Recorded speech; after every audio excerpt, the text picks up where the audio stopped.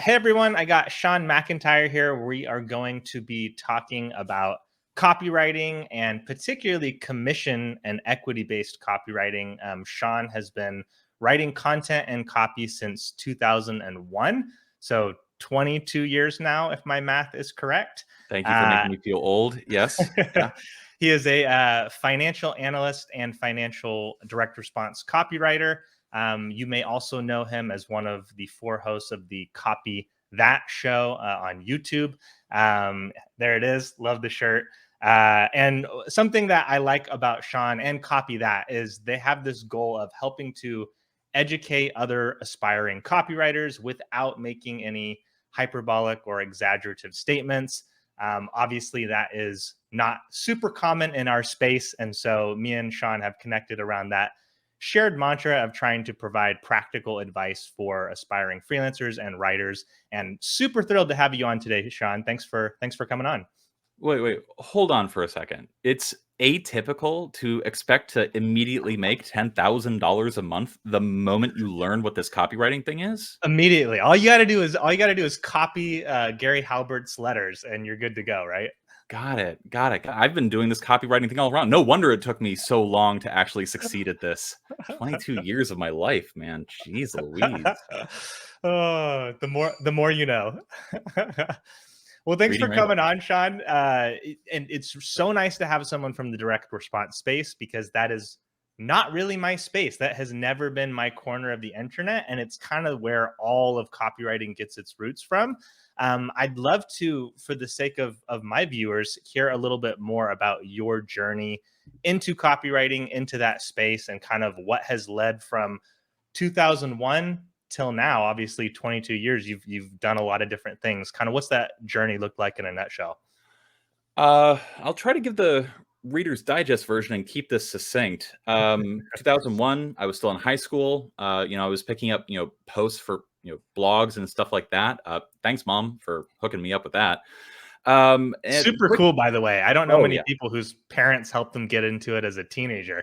It seems like absolutely. very much a Gen Z thing now. I see a lot more people looking to make money in their teens, but for you to be doing it back in the late 90s, that's you were way ahead of the curve. Well, early 2000s, late Early 90s. I 2000s.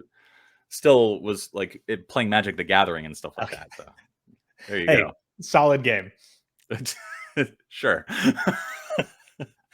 Anyway, I went and traveled around a lot, but basically got a bachelor's degree, got a first master's degree, got a second master's degree. While I was getting the master's degrees, I was also picking up just freelance, content writing, writing for music blogs, writing for travel blogs, things like that. Picking up whatever I can. Worked in with a magazine for a little bit. Yeah, and also at the time was studying pedagogy, and so I was actually a professor of rhetoric for 7 years in there. Either as a TA or an adjunct at 3 different colleges. My Wow. professors are still out there if you want to see people complaining about the big bald man. And then yeah, around 2015, sort of got sick of teaching and sick of grading papers. But now I run a copywriting education business, so I just sort of do the same thing, but for junior copywriting. I feel like I've gone nowhere. Anyway, at least I'm Oh, making more money now. yeah, I was gonna say, hopefully for a little more money now. It's hard to not make more money when you switch out of teaching, I feel like. To be fair, we have not actually really taken any profits out of Copy That Okay. yet. And so Not it's yet. all still in the business. And Yeah. so I technically have not really seen any return on any of my investment for Copy That, like whatsoever.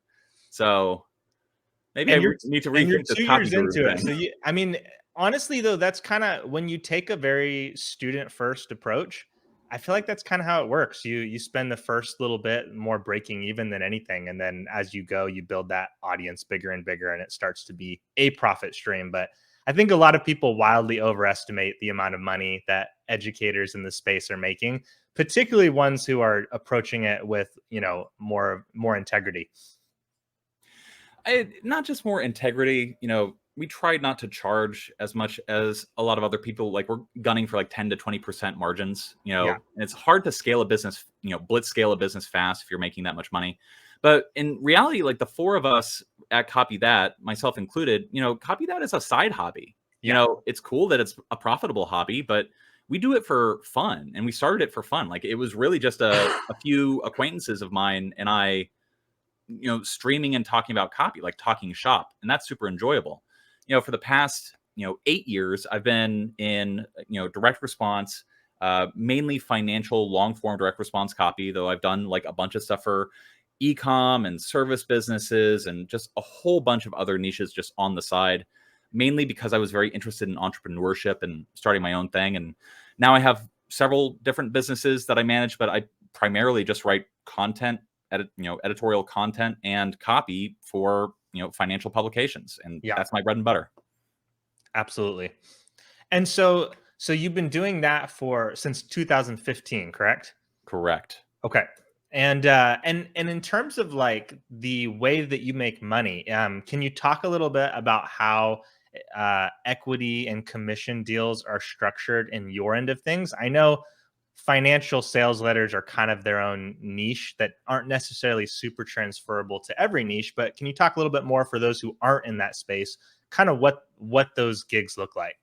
Yeah. So, it's not really gigs. It is, in fact, pretty rare, exceedingly rare for most types of copy to generate any sort of royalty or commission for practical reasons that I'll explain.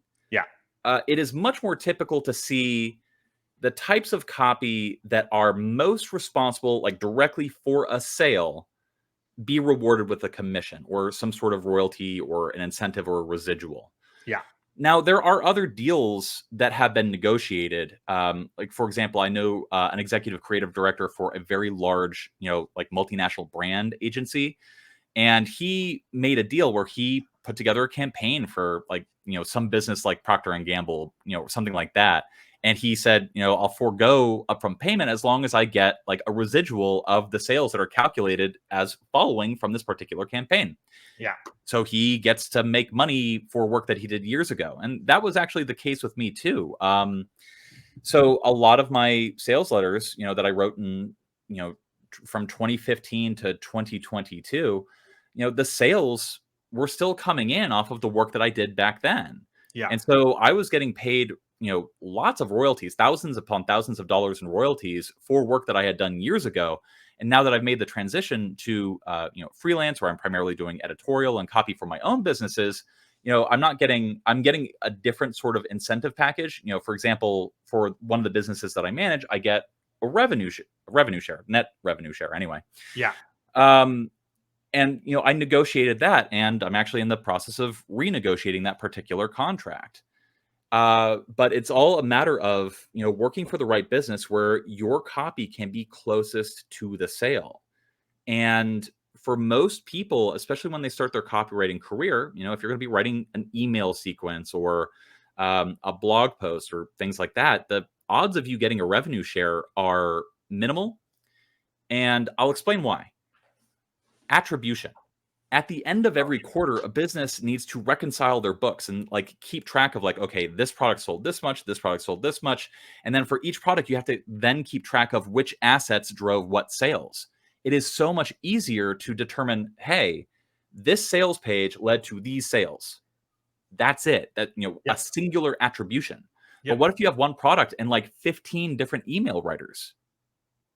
Like, no chance in hell is a business going to be intelligently doing that. Yeah. The accounting costs and the time involved in that are just ludicrous. Yeah. Of course, there are other deals that I've heard in the past. For example, like an internal marketing manager I know actually once got a royalty deal, but he was in charge of managing the list, managing squeeze pages, managing list growth, managing driving traffic to those squeeze pages, and engaging the list and driving traffic from the emails to sales pages. So he was doing a lot. And the sales that came through that particular source of traffic were easily attributable to a single person. Yes. That's why he got a cut of net sales. Another example too, media buyers. I have worked with several media buyers in the past where you'll say, okay, I want to run Google PPC or Facebook PPC ads. The budget is $30,000. I will give you 10% of ad spend. And the reason why a business would want to do that is because ideally, this person is doing a good enough job that they are getting a return on ad spend, which makes sense. Like it would actually incentivize a person to do really well, because what that does is it increases the possible budget for ad spend. It starts with $30,000. You get 10% of that. Oh, hey, I made you enough money that we can now up that amount to $40,000. Now this person's getting $4,000. Yeah. That is how, royalties and incentives typically work for a media buyer. Yeah. But for with media buying, this is something I've been talking a bit about lately. Like just the idea that if you can get one break-even Facebook funnel in play, you can build a multi-million-dollar business for free, because you're basically getting a customer list for free that you can then upsell pure profit to whatever you want to sell them. So that's where, like, you're talking about the incentive of like, can we scale spend? The higher you scale spend, you're just scaling even at break even, you're just scaling this customer list that is then this massive asset. Yeah. That's absolutely true. And for people that are watching this, like the way that you do that is you have to really intelligently marry, copy and marketing and all the technical and data-driven aspects of marketing that a lot of copywriters tend to ignore or, think is not worth their time. Yeah. But honest to God, like lead generation and list management, it is a beautiful marriage. A sexual, sensual marriage between two very fine looking skills, marketing and copy. And I am delighted by it. And absolutely. People that are good at it, you can make a business. Quick hint for people that are interested in doing that, your ultimate goal initially is going to be to try to get a break even. That is the amount of money that you spend on ads. You want to see that money coming back because then you can sell them more stuff and everything there is pure profit. But here's the thing. What you actually want to do is find offers and find things that allow you to actually raise your CPA. Most people think they want to lower their CPA. But what they want to do is actually raise their CPA because guess what? Then you're outspending your competition. Then you're getting better qualified buyers, things like that. And so what you want to do is you want to craft your funnel in such a way that your cart values and your lifetime values are high enough to justify a bigger and bigger ad spend. So absolutely. The AOV on the front end and then the LTV on the back end are both huge components of that. But that's an interesting like mental approach to it too, is like, I'm not trying to reduce spend. I'm trying to actually increase spend or increase even like cost per acquisition profitably. That's interesting. It makes a lot of sense though. Well, dollars. Yeah. Well played, John. Well played. I don't know about that. So kind of with this in mind, when I think of like building funnels, media buying, sales letters, equity deals, stuff where you're negotiating, taking on more ownership of the project, I think of like just starting to get into that kind of mid-career, maybe like that's a little more advanced. You need to bring a little more to the table. The question then comes back to, if you're starting out and that's where you want to aim, where do you start? Like, what are the projects that you can intentionally go after to help start the process of getting you in that direction? Because obviously when you're first starting out, you've never done anything. It's unlikely you're going to be building full, Facebook ad funnels, or anyone's going to be giving you an equity deal to write a sales letter. Where do you see being the lowest hanging fruit for people to start in the current market? Here's the thing, and I say this, we all say this on Copy That fairly often. It's the most frustrating thing that newbie copywriters hate hearing. Not the cough. It depends. It depends, yeah. What does it depend on? Here's the thing. Certain businesses will never cut you a royalty deal. Yeah. E-com, for example, the margins are low enough that if they had to pay a royalty on, copywriting and marketing assets, they'd see no profit. Yeah. But for, the right copywriter or the right marketer that hooks up with the right e-com business, say you're just a team of 3 people that's like ordering, beef jerky in bulk, and now all of a sudden you have a web page that says "got beef?" ? And like that's your e-com business, and you're just selling like wholesale beef jerky to bodybuilders or something like that. I don't know. That's an e-com business. I actually stole that from my partner, Alex Mayat. He actually did all of that. That exact business. Yeah, that exact business. Love And it was successful. But here's the thing, like, because the margins are so razor thin on that kind of business, because it was just him and like a few other partners, instead of him getting a royalty, what he did was he negotiated partial ownership of the business. Yeah. And the way that works then is, if there's a profit at the end of a quarter or at the end of a year, any sort of accrual period, they decide as business owners, okay, are we going to take the net profits and roll it back into the business? Or are we going to distribute those profits to the owners in the form of a dividend? That's how this kind of stuff typically works. And so you get a percentage of whatever that net profit is if it's all distributed out. Typically, it's only a fraction of the net profit because you want to reinvest in your business to grow it. Yes. So that's how those deals typically work. And really, like, you have to be a shining star. You have to hook up with the right business at the right time, like right at that precipice, that inflection point of growth. Things like that. And even still, you're taking on a lot of risk, because you're coming in where they're often looking to establish product market fit. So you're coming in and saying, I'm going to be, kind of the minimum wage VP of marketing right here on the potential upside down the road, and we'll see what happens. Oh, yeah. Well, I mean, equity is inherently tied to risk. All equity owners are, by their nature, risk takers. You get to capture that net profit upside, but also you get to capture all the downside as well as an equity owner in a business. Like, if a business accrues a ton of debt and, like, they manage to pierce the corporate veil and come after the owners, that has happened. So equity sounds great, but also it comes with its own pros and cons, its own risks. On the other hand, if you want to write sales letters, like, your old school long form direct response sales letters that, like, talk about some magical biblical code that allows you to, print money from the stock market or whatever, those opportunities exist too. They mainly exist in the financial, health, survival, dating, and a few other niches here and there. I've heard of other revenue share and net profit share deals, royalties, being given for all sorts of different kinds of copy, but you're most commonly going to find it in the ones that I listed. Yeah. And that's because those businesses, they're very niche, they're not mainstream, and those businesses are typically, you can't scale them the way that you would like a Coca-Cola.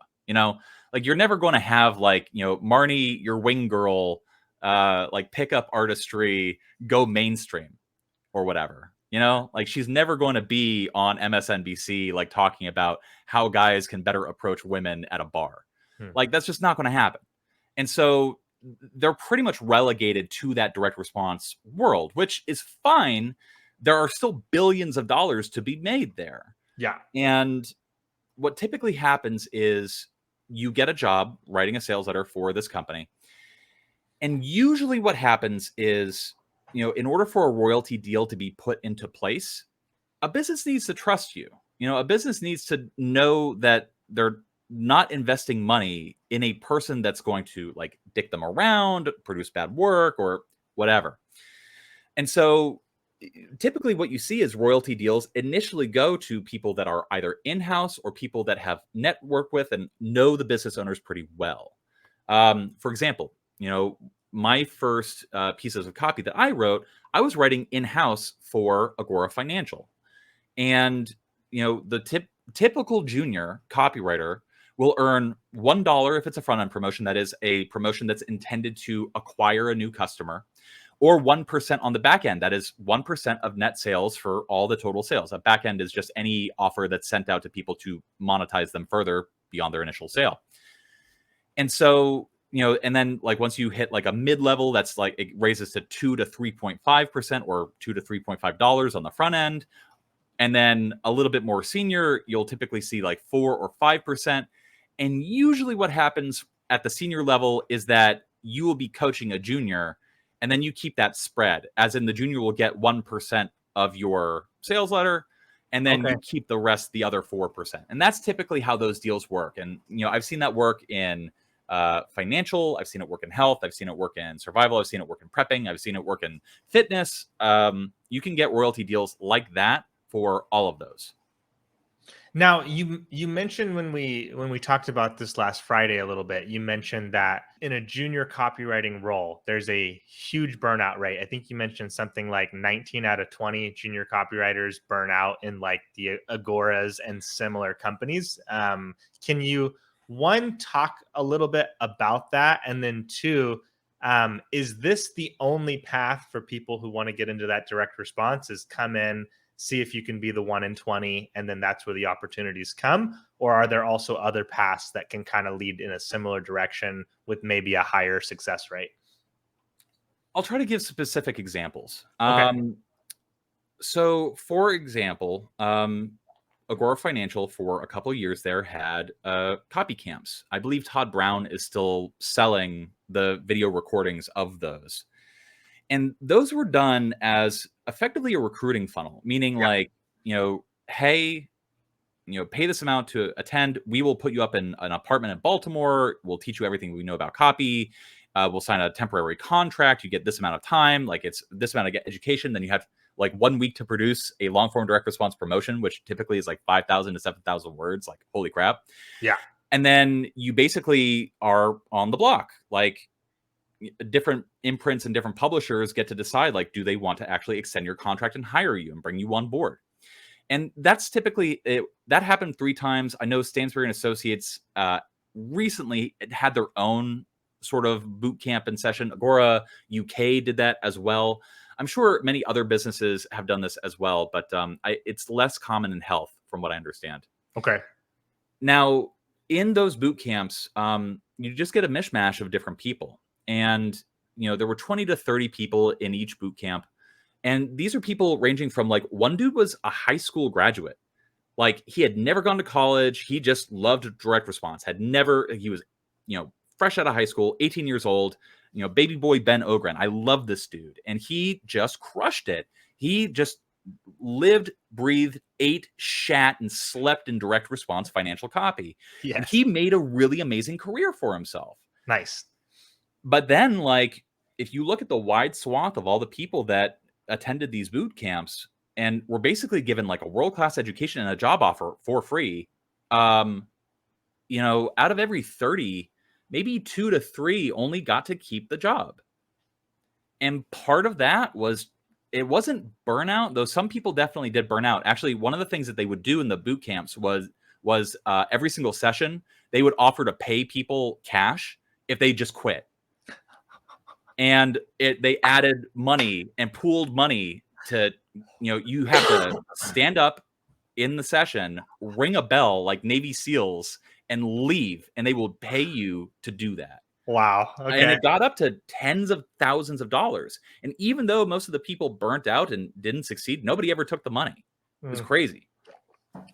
And that's interesting. Yeah. Across the years that they did it, nobody ever took the money. I don't think other boot camps do it like that. They had a real hard on for Navy SEAL. Yes, that's kind of hardcore. Demolition training. And so, yeah, these boot camps, like, most people, it's not a function of burning out, though some people were definitely burned out by it. It's just they couldn't hang. They couldn't produce fast enough. They couldn't produce ideas well enough. They couldn't come up with ideas or write copy that was, alluring and enticing to prospects. They couldn't produce copy that could pass compliance issues and regulation, which is severe in health and finance. Yeah. They just couldn't hack it, man. And so some people found their way into other positions like media buying or writing PPC ads or some things like that. But the vast majority of people just were no longer direct response financial copywriters. Yeah.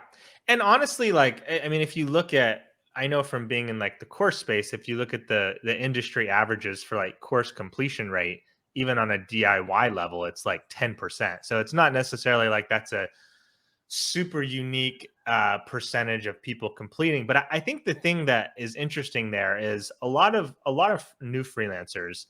There's kind of the 2 bottlenecks in as a freelancer. You got to be able to write and you got to be able to sell your writing, Mm-hmm. And so I think there's a lot of people who feel like they can hack it on the writing side, but finding the clients is where they really struggle. So what I'm curious about is whether or not those camps are active today. When you look at some of these companies like Agora, is there a very clear like gate that people can go through where it's like, go through this gate, if you have the skills, you are willing to put the work in, you can get the entry level spot? Or is there more to it now? So nowadays, you typically have to apply through regular means. Every now and again, they will hold these boot camps. They'll sieve through the applications, hey, are you willing to move to Baltimore and be miserable for a few years until you're good enough to go remote, et cetera, Yeah. et cetera. And most people aren't willing to do that. And so you just knock those people out because they're not going to be good candidates. And then, you get to 20 or 30 people that like will come and stay in Baltimore, go to the boot camps, and are willing to and can hang.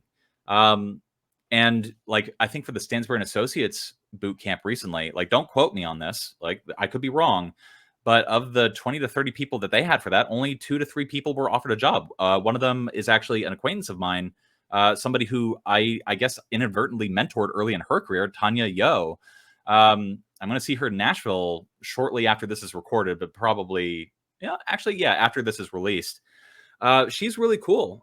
She's got a job at Stansbury and Associates because she could hang, and Nice. she comes from the country of Georgia, not the state, the country, Yeah. So like, it's definitely possible for like, it's not English is not your first language, like you don't have US nationality. Like if you're good enough, and like also she didn't like mess around with like what I recommend people do, which is become a generalist, learn how to do stuff, learn how to do a lot of different projects, like get your foot in the door, earn your first dollar first.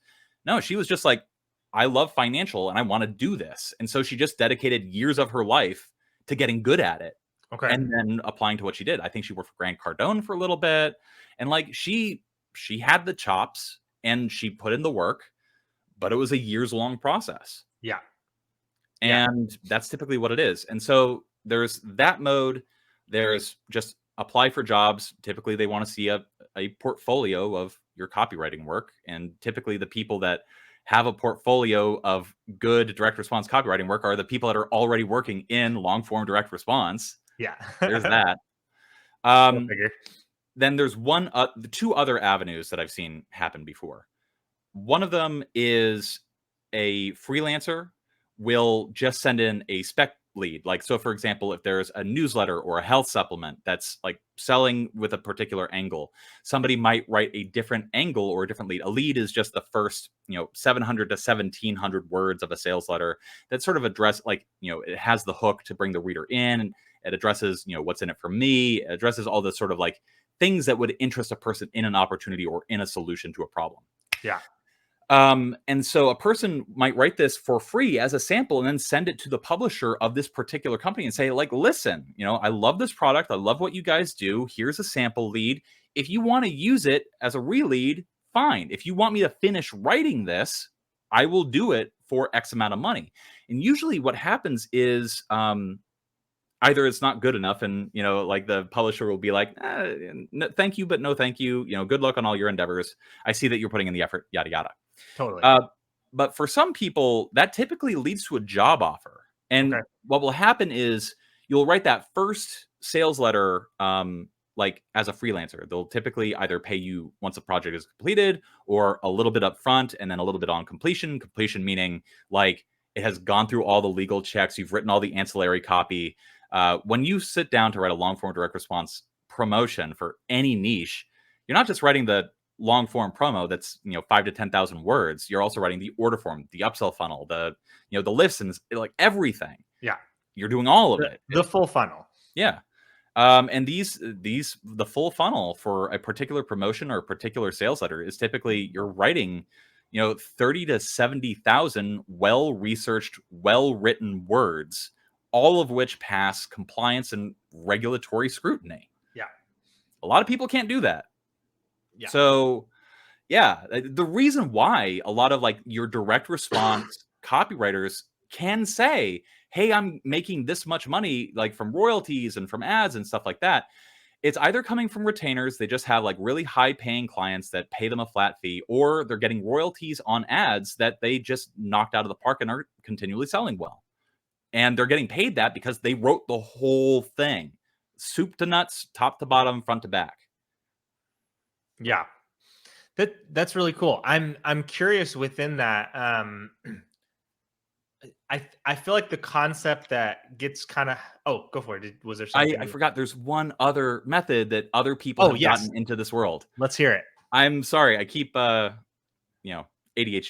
No, you're It is great. what it is. I love it.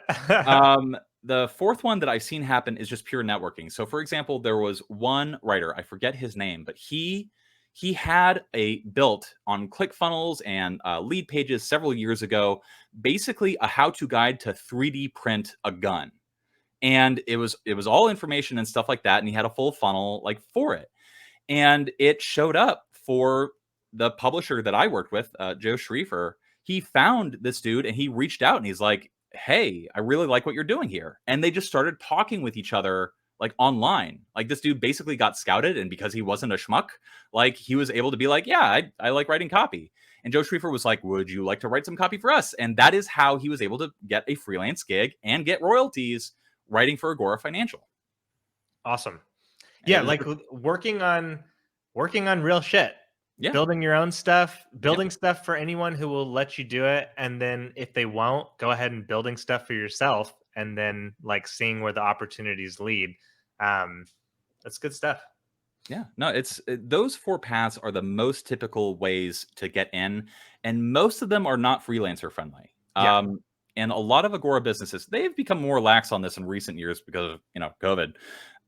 But they want newbies and juniors to be in the office, to be close to the managing editors, close to the gurus, close to the editors, close to the publishers, in meetings, stuff like that. Because, well, if you're a junior, you don't know shit. You don't know like what the publishing plan is, what the marketing schedule is, like what the focus is going to be for the next quarter. Like if you're a freelancer, you're just like, do, like you have your own plan, but you have to sell yourself well enough to sort of like find a chink in the armor to shove a knife into a business and basically say like, hey, I can fit myself into your grand plan. That's something that Kyle Milligan talks about a lot, and he's absolutely correct on that. So. Yeah. So here's what I'm thinking, listening to kind of what you're describing here. Freelancing is kind of the career approach that probably makes sense for the people who enter this space looking for freedom, work-life balance, kind of build their own lifestyle. You still got to sell. You're still going to have seasons of hard work, but it's kind of on your own terms at your own pace. This kind of direct response world, most of the methods to get the foot in the door, you kind of have to be all in on this for a period of years. There's a little bit of a pay your dues aspect that really applies. And you kind of have to do it through a specific sequence of events versus just being able to kind of like go around, network around, find an opportunity here or there, see where it leads. Am I kind of on track with that? Absolutely. But there are always going to be exceptions. There's always going to be nuances. Sure. There's always outliers for sure. Copywriting is the career is not a ladder. It's a sandbox, and you're just sort of like sifting through trying to find an oasis of stability for yourself. Yeah. Like for example, coaching, and coaches who coach coaches how to coach. They're very open to receiving freelance copy and paying very well for it, because a lot of those offers are like $5,000, $10,000 offers, mostly sold through the phones. And so, a good enough copywriter that can like warm up a lead and get them excited about something before they get onto a phone and gets pitched this incredibly expensive thing. Yeah. Coaching for coaches that want to coach coaches.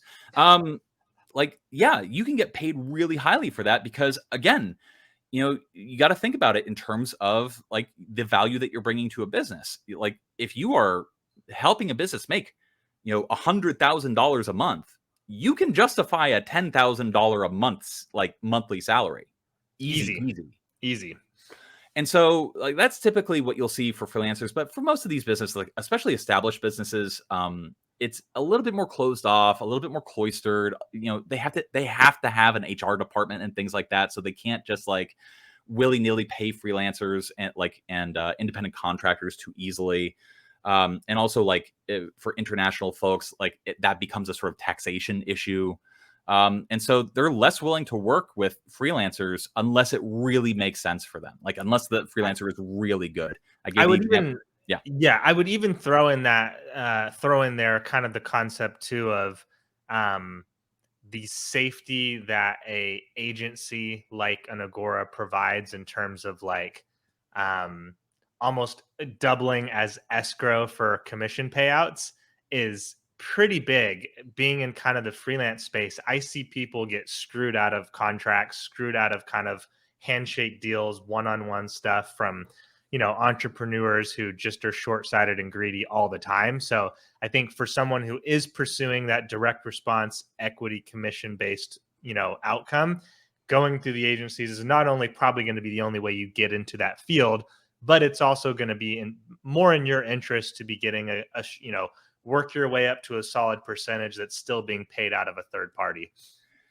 Yeah, in my opinion, I think that a lot of copywriting is being sold right now as a sort of lifestyle opportunity, a sort of like lifestyle thing. You get to be super alpha, you get to be super manly, you get to be stuff like that. And like, obviously, look at how bald I am. Nobody has more testosterone than me.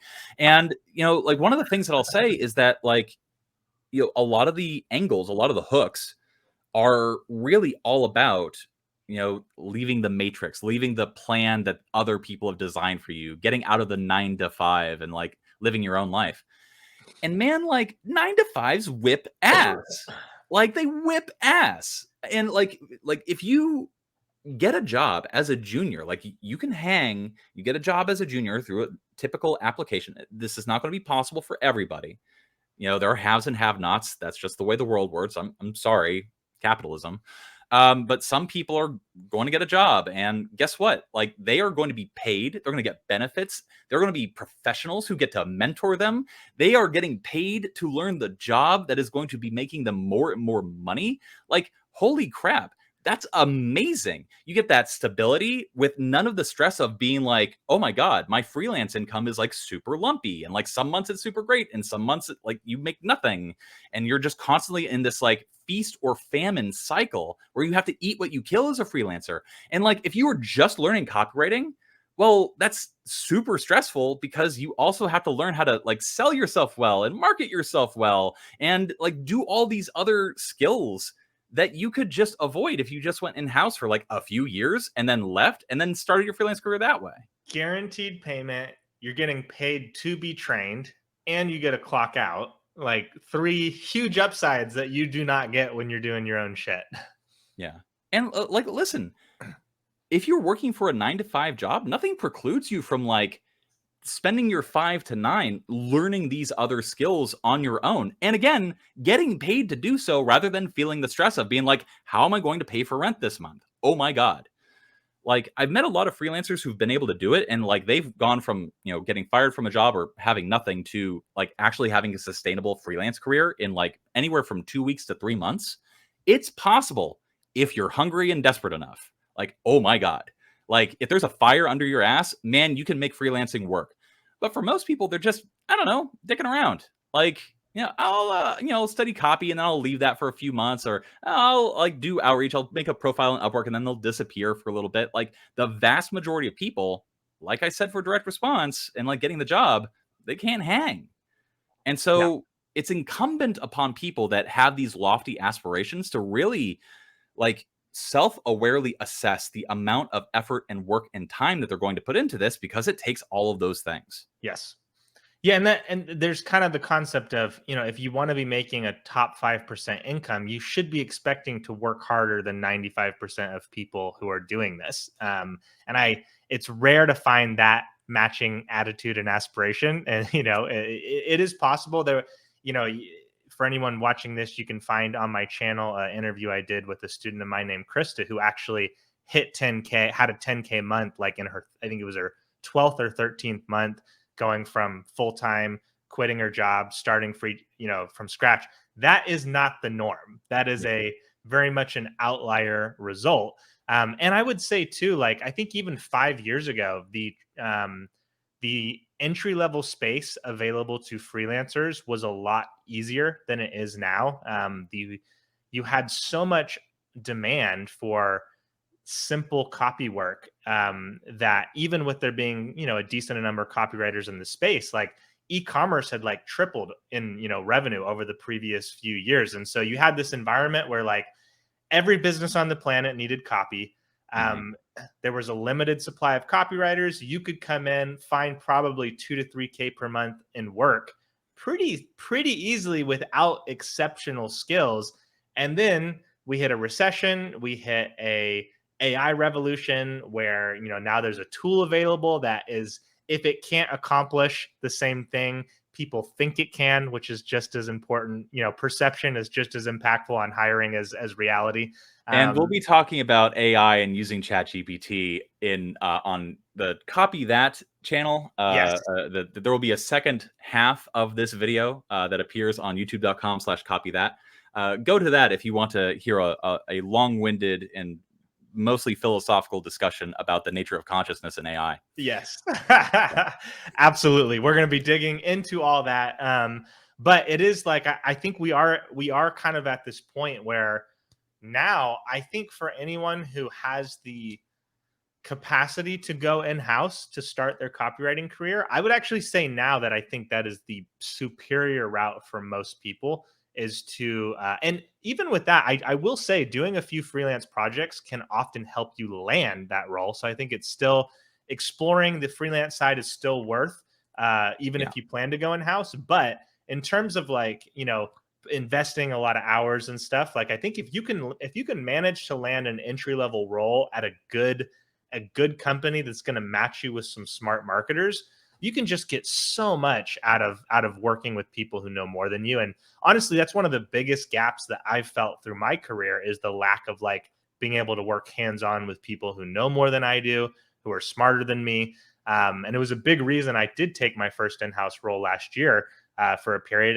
And that just the one, I was there 9 months. It's resulted in 2 marketing relationships that I'll have for the rest of my life, Oh yeah. It was a wonderful and fruitful pregnancy that you experienced. Just on that note, just to emphasize something that you said, like I said before, copywriting and a copywriting career, it's a sandbox. There's no best approach. There's no should. There's no ought here. Yeah. There is simply what you are able to do and what you are able to accomplish with what you have available to you. And for that reason, like some of the people that are most successful that I've found in the past are people that will work a full 9-to-5 job and then like have little pickup projects on the side. They'll learn freelancing, or conversely, they'll learn freelancing and then use those experiences and those successes to help them flesh out a portfolio that they then submit along with their job applications. It's not mutually exclusive. In fact, it's very complementary, but like it's much easier to sell a copywriting course if you're just going to be an absolutist and unnuanced about things. Like, you have to do it this way. Oh, please take my money, sir. Pay me X amount to get the secret ingredient that's holding you back from 6 figures in copywriting, Yeah, exactly. And so, we operate in a fairly commodified space. There's maybe like 167 like actual secrets to copywriting and marketing total. And we all know them. Like beyond a certain point, like you learn all of them over the course of like a career, some more than others. And really, so what it comes down to, especially in the copywriting education space, is, well, like how you allure people. That's why copywriting is sold as like this lifestyle thing. That's why you see these hyperbolic promises. Like that's the only way you can allure people to something that like, what you learn from one channel is not going to be like super fundamentally different from another channel. It really comes down to just like, how much do you trust the person? What is the offer that they're bundling for you? Things like that. You have to sort of gussy up copywriting education because people don't really want copywriting education. Like copywriting is just like a temporary vehicle to help people arrive at the outcomes or the dreams that they want. Yeah. And for the last few years, copywriting has been that vehicle. Before that, it was drop shipping. In a few years, it'll be, I don't know, butt scratchers. Who the hell knows? Like what's going to happen? Like right now, copywriting is the get rich quick du jour. So. Yeah. One of the core tenets of building like a Facebook funnel is you kind of need, in most cases, you need a way to say, like, here's the new thing that you didn't know about that is the reason you've been failing. This is the thing that lets you justify to yourself why you haven't gotten the outcome you want. And if you just add this one ingredient, now all of a sudden the work you're putting in is going to pay off. And if you're in a space where all the processes, all the ingredients are kind of already known, if you want to be really effective in certain categories, you kind of have to like make up an ingredient, and you kind of have to, or respin or rebrand or something. And so you see that a lot in our space with people kind of throwing in this thing and going, this is new, this is brand new, no one's ever thought of this, in order to sell training. And there's nothing new. Like, I mean, maybe you could argue AI is kind of a new component to some, capacity. We'll get into that on your channel here. But it's, there's nothing new under the sun in a lot of ways. Even that was plagiarized from an earlier Sumerian text. So there you go. As was like half the Bible, by the way. So go figure, right? Yeah. Just like on that note really quick. I'm not trying to say that it's impossible to make good money with copywriting. There is a proliferation. We both know you can. We're surrounded by people who have done just that. But there's also a sort of, I don't want to go too far to the other side and be like, oh, poo-poo, like it's impossible to make money. You have to win the lottery to earn 6 figures as a copywriter in 2023. Not at all. No. All this stuff is possible. It's just a matter of, again, what you do, what you're willing to do, what you're capable of, and what you are aspiring to. And for a lot of people, they just aren't willing to put in the work. Like, I know people that have worked at some of the biggest brand agencies in the world, and they've been like a mid-level creative for like 10 years. Their salary just stuck at like $40,000 to $50,000. And then they go on to r/copywriting and they complain like, why hasn't my career taken off? Why haven't I been given the money that I am entitled to? And I'm just like, whether direct response or brand copywriting, like there's a different game that you got to play if you want to make more money.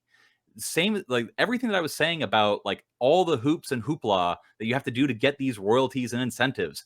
Well, there's a similar game going on in the corporate agency world as well. Like you have to learn how to play the corporate game. You have to learn how to navigate corporate politics. You have to endear yourself to your managers. You have to be like ready to take on a role that involves like managing other creatives. And I've managed other creatives and it fucking sucks. And so like part of the reason why you see a lot of brand copywriters and a lot of like mid-level copywriters that just sort of hang there thinking that these high payments are possible. Well, it's because they're not able or not willing to do the work that is highly compensated in this particular marketplace. Yep. You got to find the demand. You got to find where the limited supply is. What are the things people need that they're struggling to find, and how can I be the fit to that? And I think it really is a mentality thing, because a lot of people here, would hear two out of 30 are succeeding and go, okay, well, forget that. I hear that, and this isn't to toot my own horn, because I'm the first person to acknowledge I'm not the best at anything. Like you point to anything I think I'm good at, I can point to like 5 to 10 people who I know are objectively better than me at that, because I'm trying to learn from them. But you tell me 2 out of 30, I think that's fucking great odds. Like, I can give that a good shot. That's not 1 in a million of succeeding as an actor. That's not 1 in a million of having your TikTok channel blow up to 1 million followers. That's like 2 out of 30. That's just normal. That's just normal people. Like I can go in and outwork 28 people. And I think that when you find people, when you have that mentality of like, even if you're not the most talented, you don't have to be the most talented out of the 30, and that, I think that's the key thing, is people get in this like, I have to be more talented than everyone. It's not. You just have to be more persistent. You got to be more consistent. You got to push harder. You got to show up earlier, and again, I'm not even a hustle person, but it's just the mentality of I'm going to find the opportunity. When you're in a sandbox, that's kind of where you find success, is just taking that approach. And it seems like you've kind of done that in a lot of ways in your own career, of when you've found an opportunity, you've really pounced on it and you've really pursued it and tried to develop your mastery.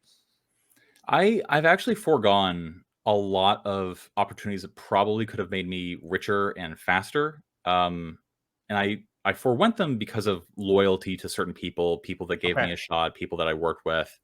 Um, like for example, right now, like, I mentioned before that I have a different incentive package than writing long form direct response sales letters. If I went back to that, like, I feel like I could crush it and like make a ton more money than I'm making right now. And I'm making, I mean, I guess I should share. Like, I make between about 250 and $500,000 a year now, and Killer. I could, like, I know people that operate in that space that are making 500,000 to $2-3 million a year, and that's just because of the royalties from the successful sales letters that they are writing. Yeah. And so, and like, the most of my work nowadays, it's just pure editorial, it's pure content. Um, but it's still writing. It pays really well. Yeah.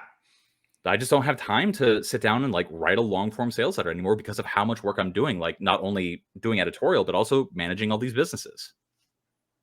Yeah, absolutely. I'm curious, kind of in that vein, if you right now, 2023, you were starting over from scratch, no network, uh, let's say even limited on kind of you still would have to develop the skills, like where would you start if the only thing you were bringing in was your knowledge of the industry and your knowledge of kind of the opportunities that you've seen, like what would you start with and what would you be pursuing?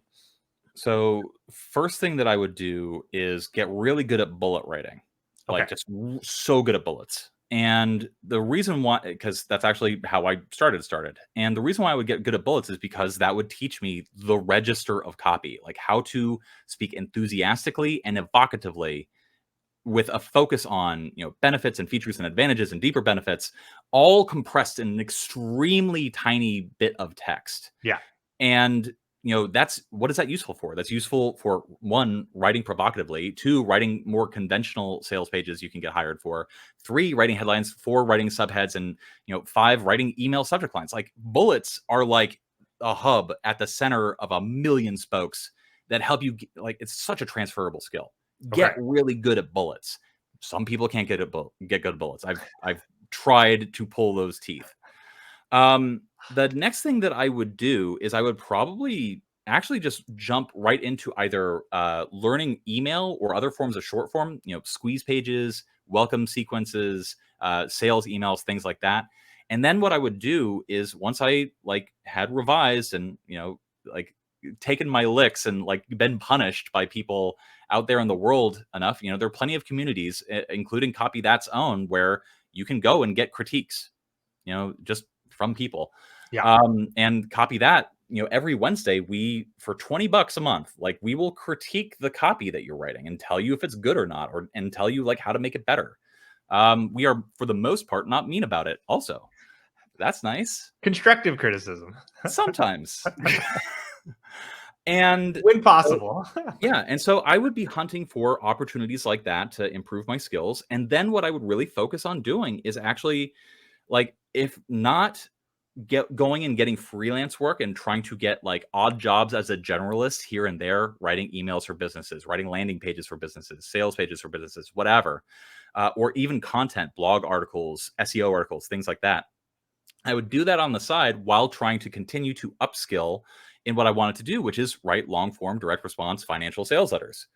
And if I were to do that, I would either be applying for jobs, or I would be continually trying to like write spec leads and send them into various publishers to see if I got any bites. And the way that you do that is you have to really know the business. Sometimes you even have to buy a product. Sorry, the world sucks, but that's just kind of the truth. You have to know what you're writing for.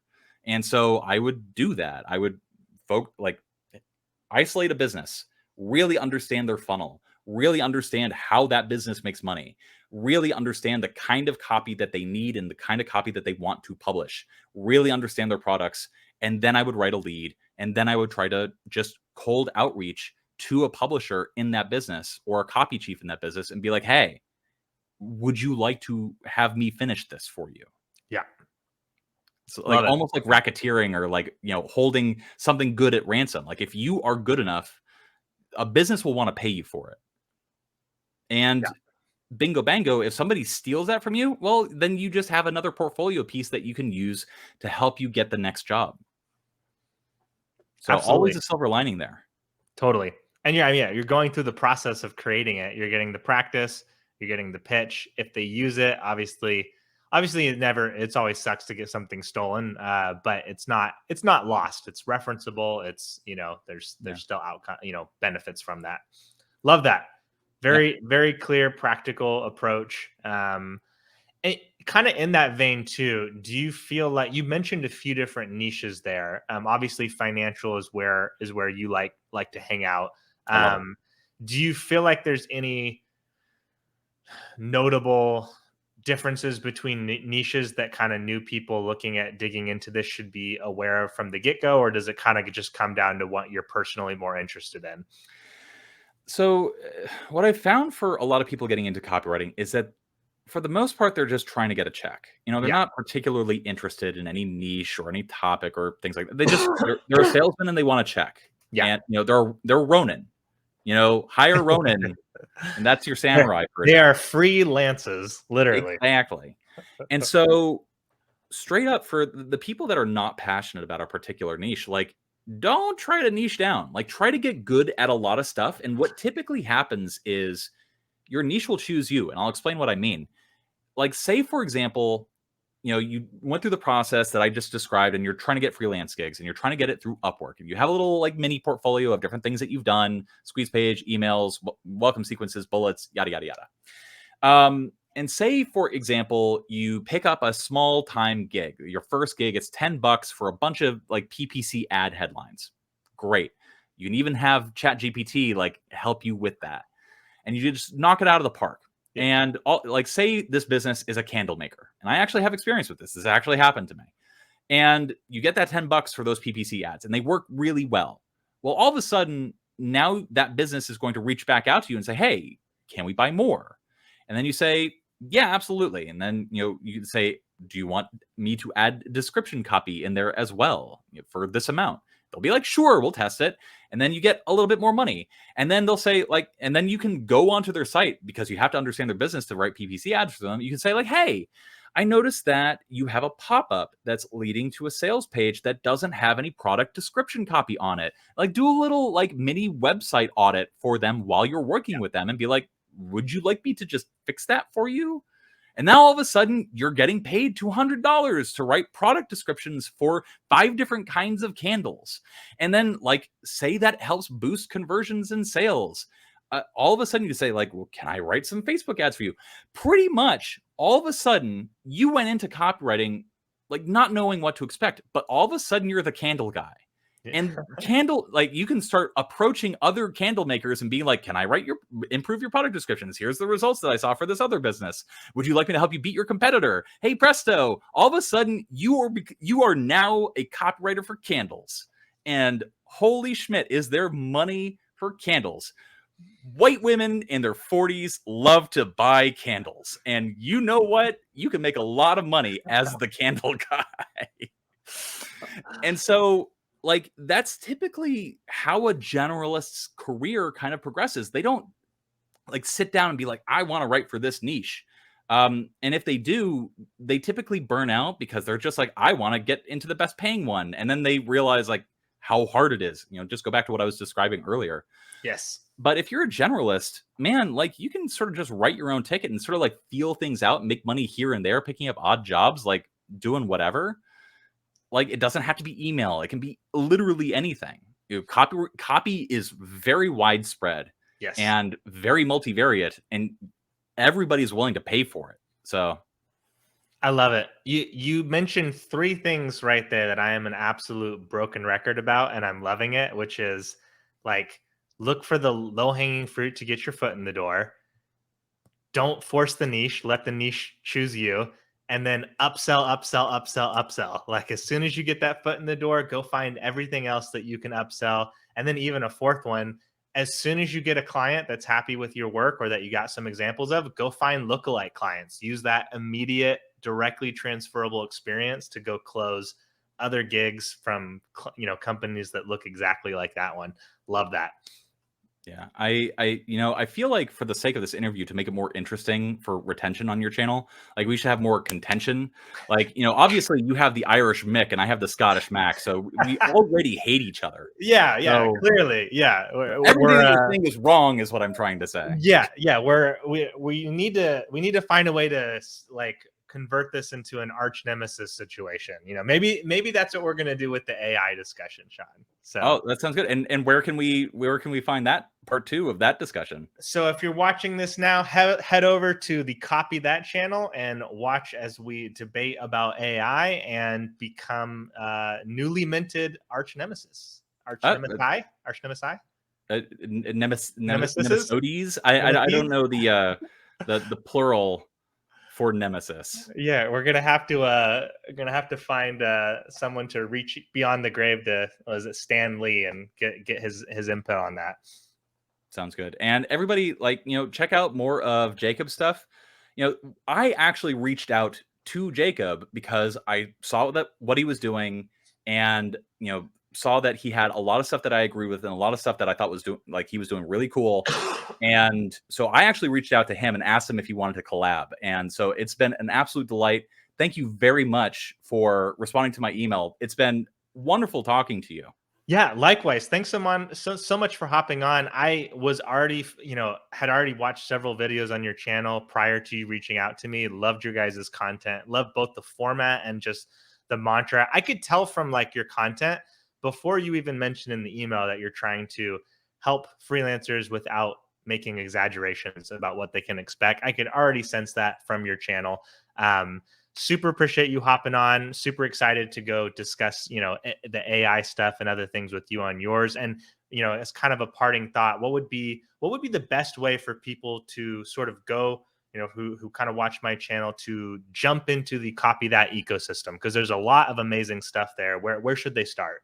So if you want like a full, sit down, take notes course on copywriting, we made a free one. And it's not Like one of 5 those where hours? I think it was. yeah, it's 5 hours long.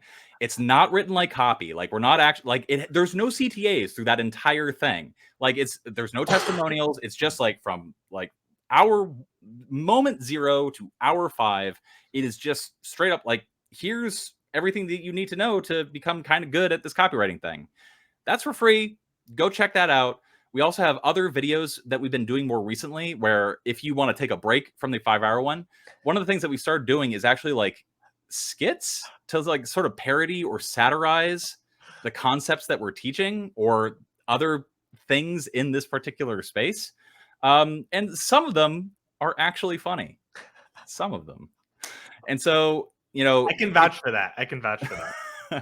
if you if you want a copywriting information that's in a little sugar pill of actual infotainment, we do that for you as well. And so hopefully you will find that pleasant and delightful as you are embarking upon this journey. Love it. Everyone, head on over there, check it out. Check out Sean's channel, check out Copy That, check out the free course, and I will catch you guys all in the next episode.